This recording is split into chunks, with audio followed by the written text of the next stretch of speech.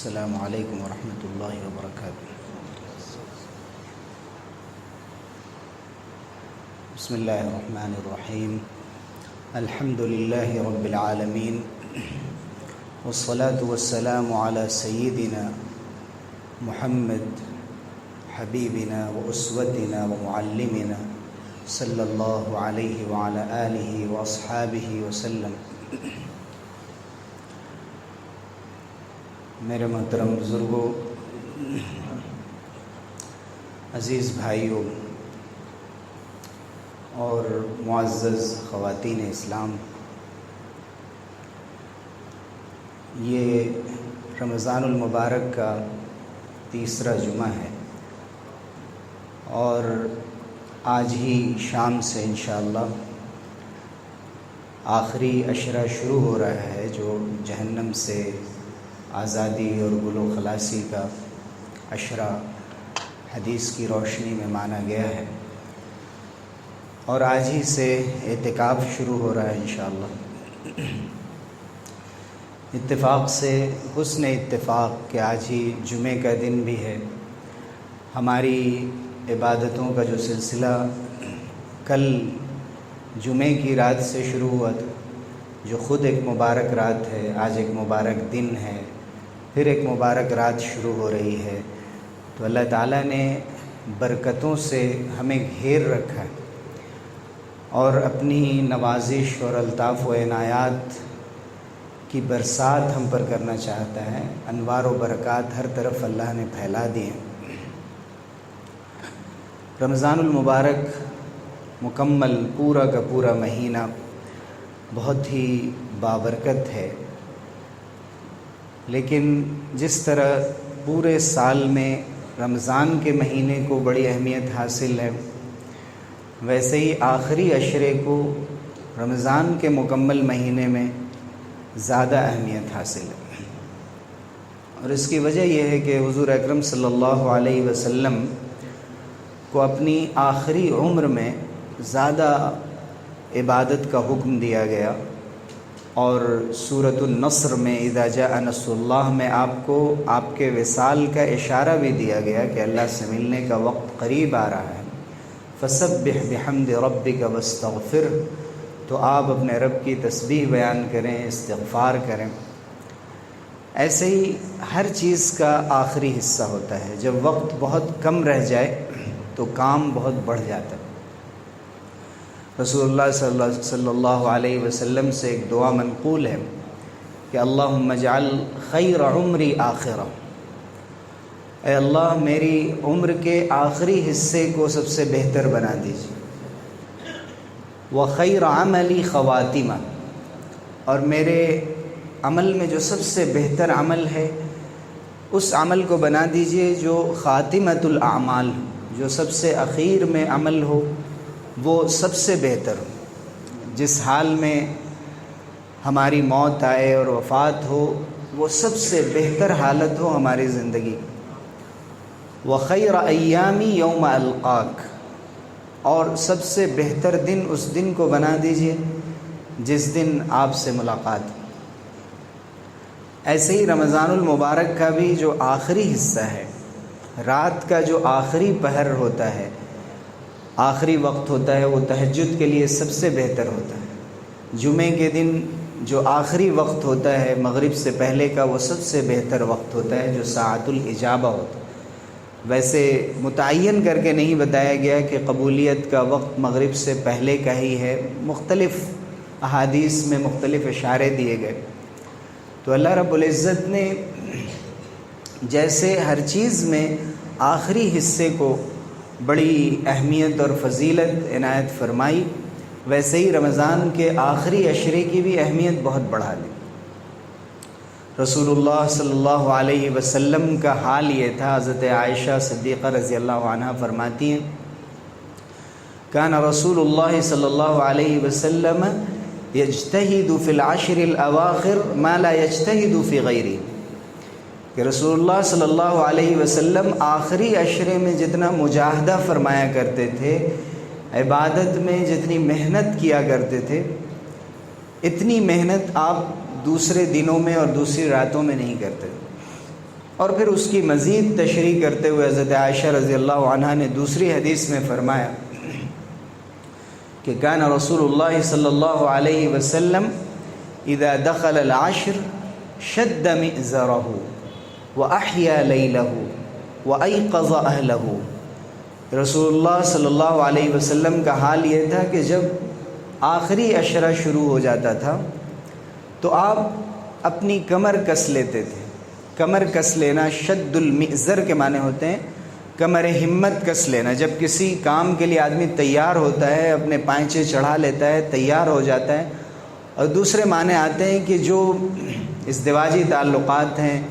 اس سے اپنے کو کنارہ کش کر لینا، اللہ کی عبادت کی طرف متوجہ ہو جانا۔ یہ حضور اکرم صلی اللہ علیہ وسلم کی شان تھی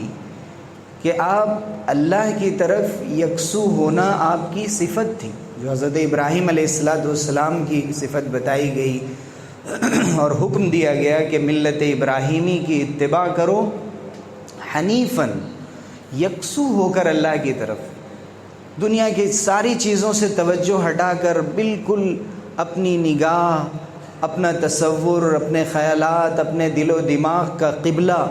درست کر لو اور پوری طرح سے اللہ کی طرف متوجہ ہو جاؤ، جس کو قرآن میں کہیں اخبات کہا گیا، کہیں انابت کہا گیا، پوری طرح رجوع،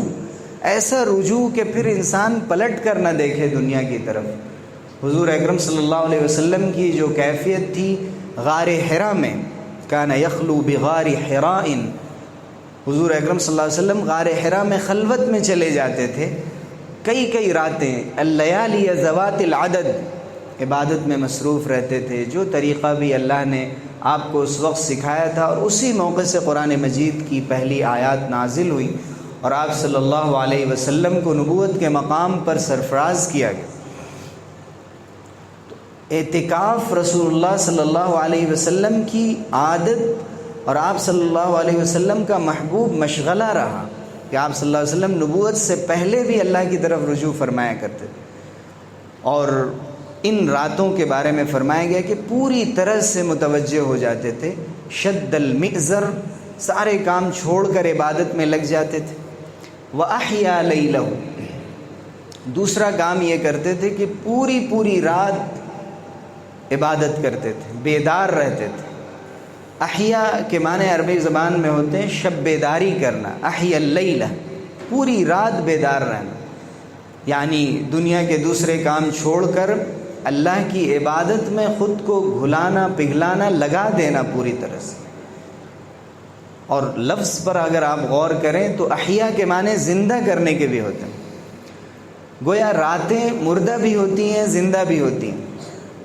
جگہیں زندہ بھی ہوتی ہیں، مردہ بھی ہوتی ہیں، دل انسان کا زندہ بھی ہوتا ہے، مردہ بھی ہوتا ہے۔ وہ دل جس میں اللہ کی یاد ہو، وہ زبان جس پر اللہ کی یاد ہو، وہ جگہ جہاں اللہ کا ذکر کیا جائے، اللہ کی عبادت کی جائے، اللہ تعالیٰ اس میں زندگی، تازگی اور ایک طرح کی بہار لا دیتے ہیں۔ اور جہاں اللہ کا نام نہ لیا جائے، اللہ رب العزت کے علاوہ کسی اور کا تذکرہ ہو، جہاں غفلت میں زندگی گزاری جائے، وہ جگہیں، وہ وقت، انسان کے وہ دل، وہ وقت گویا کہ ایک طرح سے مردہ بنا دیے جاتے ہیں، جن کی کوئی حیثیت نہیں ہوتی ہے، جن میں کوئی حرکت و عمل نہیں، کوئی نمو نہیں، کسی قسم کی کوئی لذت نہیں، حلاوت نہیں۔ اور لذت ایسی گناہوں کی جو اس گناہ کے عمل کے ختم ہوتے ہی انسان کو غم کی کیفیت سے دوچار کر دے، بے چین کر دے۔ کبھی کسی نے فلمیں دیکھ کر، برائی کر کے دیر تک اس کی لذت اور سرور محسوس کیا ہے، کبھی اس کو کیفیت محسوس ہوتی ہے، دل اس کا خوش ہوتا ہے، دل ویران ہو جاتا ہے، چاہے بار بار نفس اس کو تسکین دے، اس کے فائدے بتائے، لیکن دل انسان کا ویران ہو جاتا ہے جیسے کہ بنجر زمین۔ اور یہ کیفیت کہ جب انسان عبادت میں اپنے کو لگاتا ہے، دعاؤں میں لگاتا ہے، اللہ کے سامنے کھڑا ہوتا ہے، تو اس کی لذت، حلاوت، شیرینی، اس کا سرور اور اس کی کیفیت جب بھی یاد آ جائے، کبھی صرف یہ نہیں کہ اسی وقت تھوڑی دیر کے لیے، کبھی اتفاق سے یاد آ جائے کہ میں نے اللہ کے سامنے کھڑے ہو کر رو کر اللہ سے مانگا تھا، کبھی یاد آ جائے کہ میں نے اپنی سخت مجبوری کی حالت میں بھی صرف اللہ کے لیے کسی کو صدقہ دیا تھا، کسی کی مدد کی تھی، اللہ تعالیٰ اس کی لذت اور کیفیت جو ایک مومن کے دل میں پیدا فرماتے ہیں اور اس کی وجہ سے جو خوشی محسوس کرتا ہے وہ دنیا کے کسی عمل میں نہیں۔ یہ خصوصیت ہے مومن کے دل کی، یہ خصوصیت ہے اللہ کے لیے کام کرنے کی۔ تو رسول اللہ صلی اللہ علیہ وسلم پوری رات بیدار رہتے، اور صرف خود نہیں، جیسے رسول اللہ صلی اللہ علیہ وسلم کا معمول تھا تمام چیزوں میں کہ جو اپنے لیے پسند فرماتے تھے وہ دوسروں کے لیے بھی پسند فرماتے تھے، ایسے ہی رسول اللہ صلی اللہ علیہ وسلم جیسے خود بیدار رہتے تھے، ایقظ اہلہ، اپنے گھر والوں کو بھی بیدار کرتے تھے۔ ایک ایسا خاندان، ایک ایسا معاشرہ جو عبادت کے لیے، تلاوت کے لیے، ذکر کے لیے، اللہ سے لو لگانے کے لیے ایک دوسرے کی مدد کرتا ہے، ایک دوسرے کا معاون بنتا ہے، نہ یہ کہ سونے والے کو اور سلا دیتا ہے۔ رسول اللہ صلی اللہ علیہ وسلم نے بڑی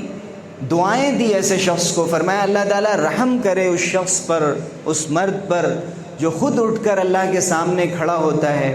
پھر اپنے گھر والوں کو بیدار کرتا ہے، اگر وہ بیدار نہ ہو تو وہ پانی کے چھینٹے مار کر اٹھاتا ہے۔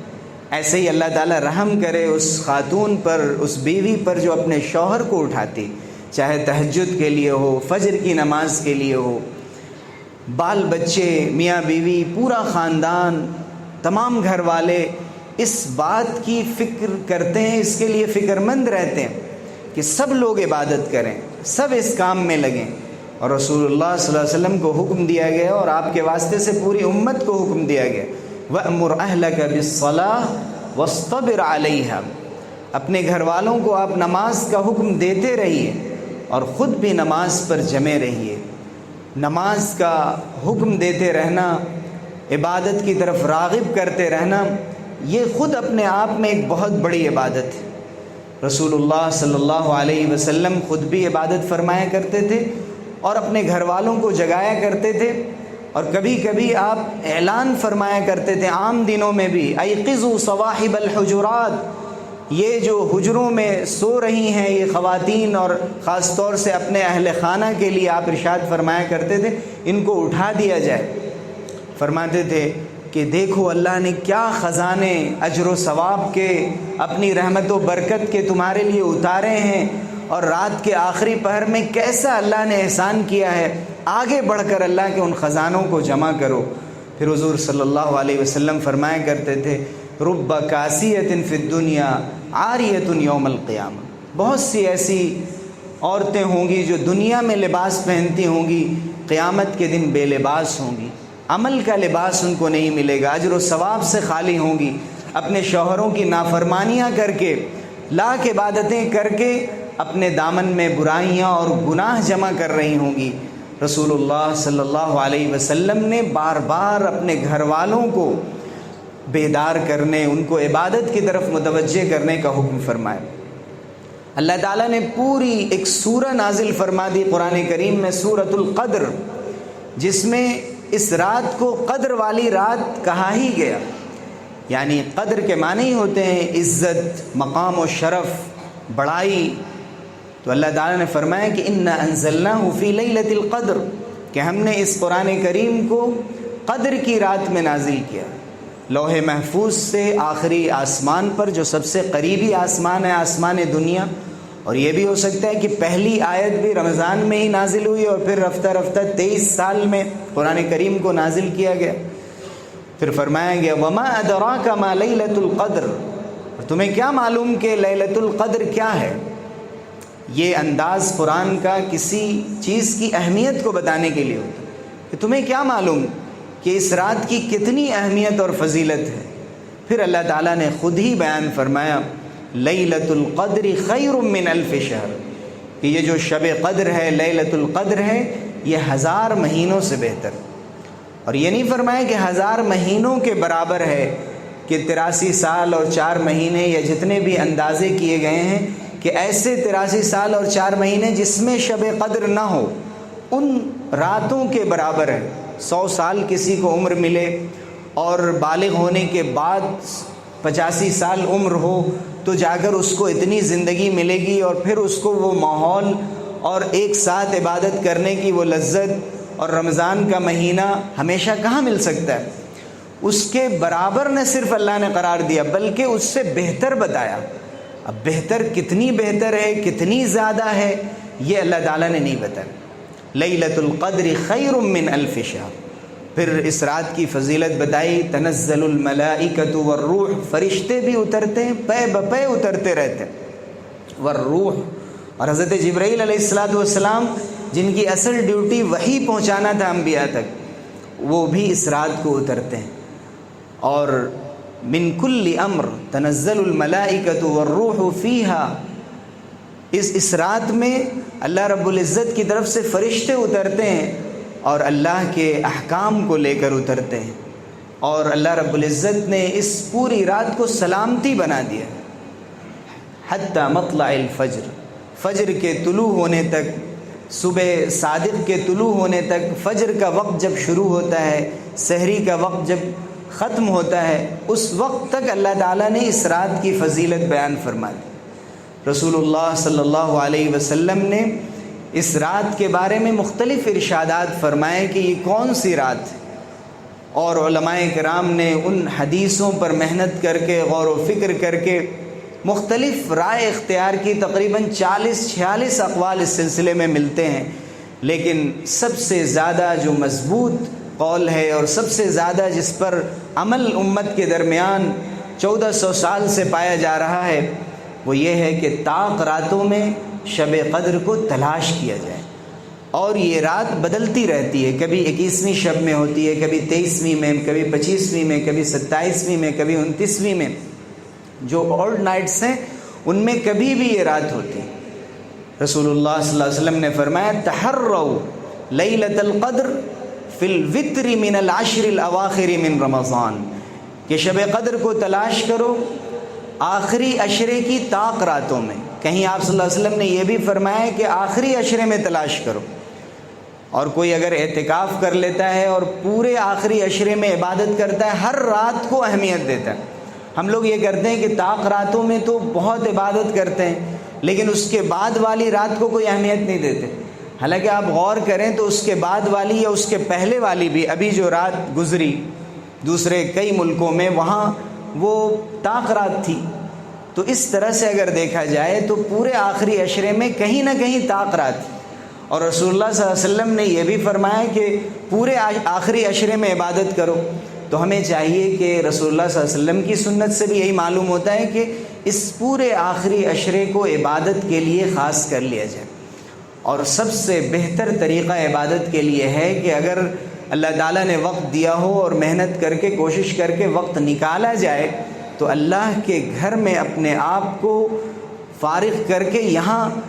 اپنے آپ کو اللہ کے گھر میں لایا جائے. اور جسے اعتکاف کہتے ہیں، رسول اللہ صلی اللہ علیہ وسلم اس آخری عشرے میں اعتکاف فرمایا کرتے تھے. پوری زندگی اعتکاف فرمائی آپ صلی اللہ علیہ وسلم. اور کبھی کسی سفر کی وجہ سے اعتکاف چھوٹ گیا، جو مسنون اعتکاف ہے، مسنون علی الکفایہ ہے، یعنی آبادی کے اگر کچھ لوگ کر لیں تو وہ سنت ادا ہو جاتی ہے. رسول اللہ صلی اللہ علیہ وسلم نے دوسرے سال 20 دن کا اعتکاف کیا. اور جس سال رسول اللہ صلی اللہ علیہ وسلم کا وصال ہوا، آپ کی وفات ہوئی، اس سے پہلے جو رمضان گزرا اس سال بھی آپ نے 20 دنوں کا اعتکاف کیا. تو رسول اللہ صلی اللہ علیہ وسلم پابندی سے اس عمل کو، اس عبادت کو انجام دیا کرتے تھے. آج رسول اللہ صلی اللہ علیہ وسلم کی یہ سنت متروک ہے. صرف وہ لوگ جو بہت ہی زیادہ مسجد سے جڑے رہتے ہیں اور کافی وقت لگاتے ہیں اور جماعتوں میں پہلے آیا کرتے ہیں، وہی اللہ کے بندے اعتکاف کے لیے بھی فارغ ہوتے ہیں. ہم میں سے اکثر لوگ اپنے آپ کو دنیا میں اتنا مصروف کر لیتے ہیں. ضرورت ہے، گھر کی بھی ذمہ داریاں ہیں، لیکن اگر ذمہ داری تقسیم ہو سکتی ہے، 1 سے 2 لوگ گھر کے کام کرنے والے ہیں، ہمارے گھر کی ذمہ داریاں اور فرائض ادا ہو سکتے ہیں، تو ہمیں نیت کرنی چاہیے. اللہ تعالیٰ نیت کے مطابق توفیق سے نوازتے ہیں کہ ہم اعتکاف میں آ جائیں. اور اعتکاف میں رسول اللہ صلی اللہ علیہ وسلم نے فرمایا کہ وہ یعکف الذنوب، اعتکاف گناہوں سے بچا دیتا ہے. اور اعتکاف میں رہنے والے کے لیے ہر طرح کی نیکیوں کا بدلہ اس کے لیے لکھا جاتا ہے. اس کے لیے جنازے میں جانے کی اجازت نہیں، کسی مریض کی عیادت کرنے کی اجازت نہیں، خدمت خلق کی اجازت نہیں. تو ایسے میں وہ بہت سی ایسی نیکیوں سے محروم رہتا ہے جو مسجد سے باہر کرنے کی ہیں. رسول اللہ صلی اللہ علیہ وسلم نے فرمایا کہ اس کے لیے وہ نیکیاں بھی لکھ دی جاتی ہیں. اس لیے ضرورت اس بات کی ہے کہ ہم اعتکاف کی نیت کریں، اور زیادہ سے زیادہ خاص طور سے ایک ایسے دور میں جو بہت ہی نازک دور ہے اور نازک حالات ہیں. دنیا میں طرح طرح کی وبائیں پھیلی ہوئی ہیں، بلائیں پھیلی ہوئی ہیں جو بار بار پلٹ کر آتی ہیں، اور ہم ان مصیبتوں سے گزر چکے ہیں، ان حادثات سے گزر چکے ہیں. حادثات ایسے ہیں جو چاروں طرف سے ہمیں گھیرے ہوئے ہیں. ایسے میں ضرورت ہے کہ ہم اللہ کے لیے یکسو ہو جائیں.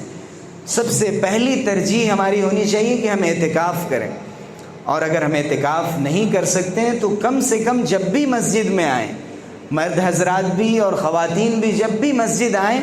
ہم اتنی دیر اعتکاف کی نیت کر لیں. اگر پورے 10 دن جو سنت مؤکدہ ہے اعتکاف، جو روزے کے ساتھ اعتکاف کرنا ضروری ہے، اگر وہ ہم نہیں کر سکتے ہیں تو ضرورت ہے کہ ہم جب بھی مسجد آئیں ایک سے دوسری نماز تک کے لیے اعتکاف کی نیت کر لیں. 1-2 دن کے لیے، ایک رات کے لیے اعتکاف کی نیت کر لیں، جو نفلی اعتکاف ہوگا، جس میں وہ تمام اعتکاف کی پابندیاں نہیں ہوتی ہیں جو ایک خاص معتکف کے لیے ہوتی ہیں. تو ہم ان راتوں میں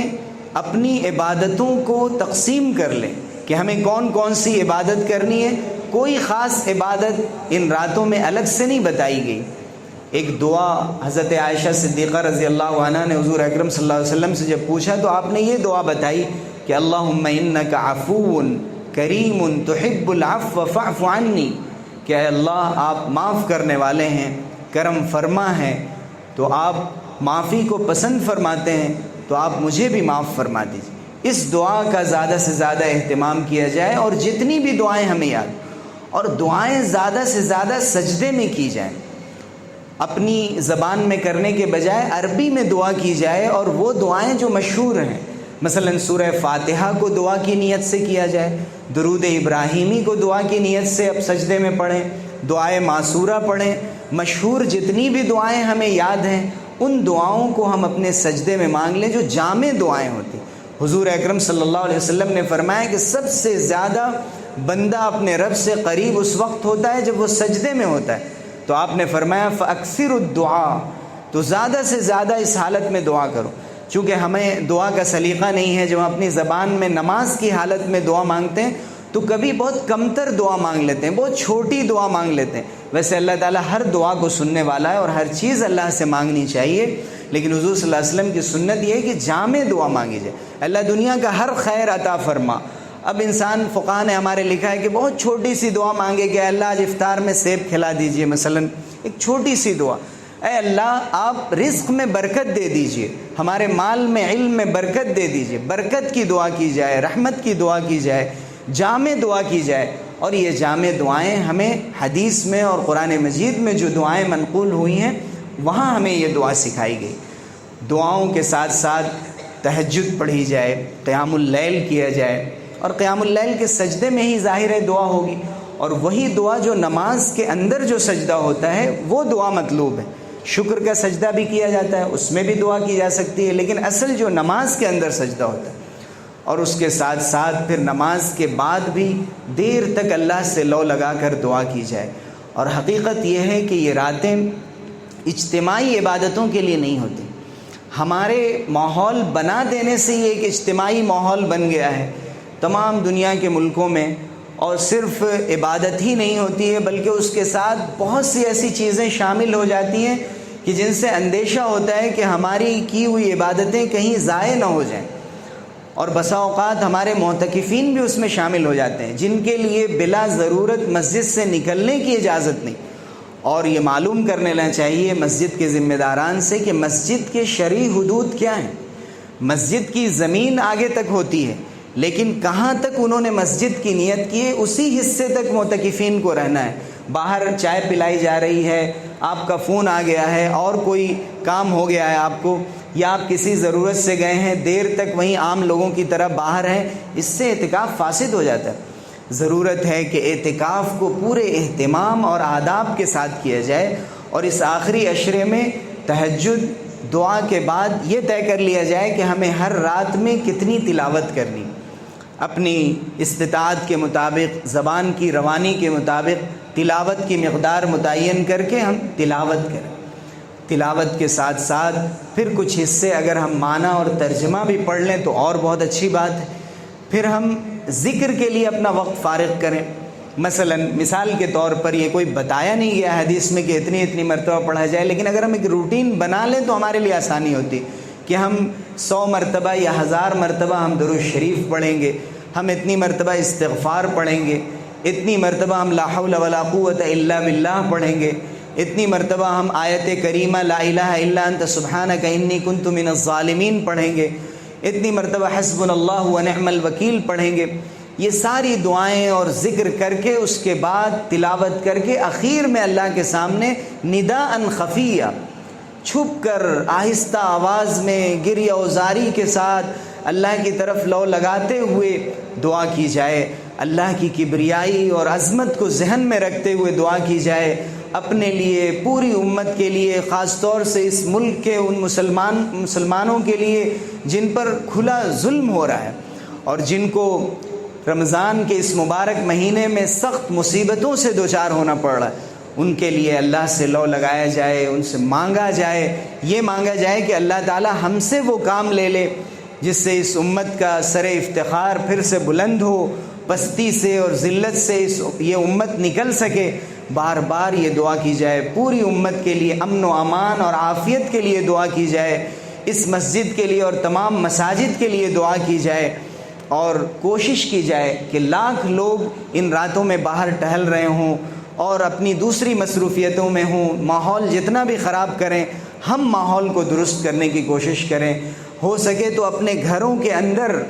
بالکل اپنے خاص کمرے میں اور خلوت میں جا کر چھپ کر اللہ کے سامنے تہجد پڑھیں اور دعائیں کریں، وہ سب سے افضل ترین عمل ہے۔ ہم آپ کو ترغیب نہیں دیتے کہ مسجد میں آ کر آپ جماعت کی تہجد پڑھیں، اگر کہیں تہجد ہو رہی ہے آپ شامل ہو جائیں، بہت اچھی بات ہے، آپ کو اچھی تلاوت سننے کو ملتی ہے، لیکن افضل ترین عمل یہ ہے کہ آہستہ سے اور بالکل خلوت میں اور تنہا عبادت کی جائے۔ اس لیے ضرورت ہے کہ مرد حضرات بھی اور خواتین حضرات بھی جن کے لیے بھی اعتکاف ہے اپنے گھروں میں اعتکاف کریں، جو جگہ نماز کے لیے خاص ہے وہاں اعتکاف کریں، یا کوئی خاص جگہ نہیں ہے تو جگہ کو خاص کر لیں اور بلا ضرورت اس خاص دائرے سے نہ نکلیں، وہ بھی اعتکاف کریں، رسول اللہ صلی اللہ علیہ وسلم کی اس سنت کو زندہ کریں، اور اس پورے آخری عشرے میں عبادت، تلاوت، ذکر و تسبیح، جنت کے شوق اور اللہ کے دیدار کے شوق اور رسول اللہ صلی اللہ علیہ وسلم کی